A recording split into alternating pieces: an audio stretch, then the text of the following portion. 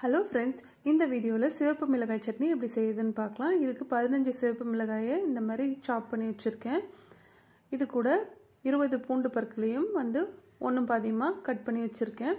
இப்போ இது ரெண்டுத்தையும் மிக்ஸி ஜார்ல சேர்த்துட்டு இது கூட ஒரு 1/2 டீஸ்பூன் அளவு ஜீரகம் சேர்த்துட்டு தண்ணி எதுவும் விடாம அரைச்சு எடுத்துக்கலாம். அரைச்சிட்டு வந்த அப்புறம் இதுல ஒரு 1/2 டீஸ்பூன் அளவு உப்பு சேர்த்துட்டு இதையும் அரைச்சுக்கலாம். இப்போ ஒரு pan சூடு பண்ணி அதுல 3 டேபிள்ஸ்பூன் அளவு எண்ணெய் சேர்த்துக்கலாம். நான் கடலை எண்ணெய் எடுத்துர்க்கேன். இப்போ இது தாளிக்கிறதுக்கு வந்து ஒரு 1/4 டீஸ்பூன் அளவு ஜீரகம் சேர்த்துட்டு நம்ம அரைச்சு வச்சிருக்க அந்த சிவப்பு மிளகாய் விழுதை வந்து இதுல சேர்த்துக்கலாம்.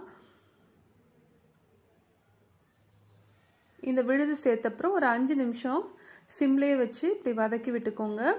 நம்ம சேர்த்த எண்ணெய்லாம் பிரிஞ்சு நல்லா வெளியே வரும். அப்போ வந்து நம்ம இதுல ஒரு 1/2 மூடி லெமனை பிழிஞ்சு அதோட சாறை சேர்த்துக்கலாம்.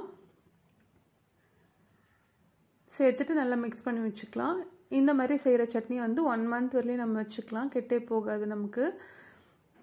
இதை சேர்த்துட்டு லெமன் ஜூஸ் சேர்த்துட்டு ஒரு 2 நிமிஷம் வந்து சிம்லயே இருந்துச்சுன்னா போதும். ஆஃப் பண்ணிடலாம்.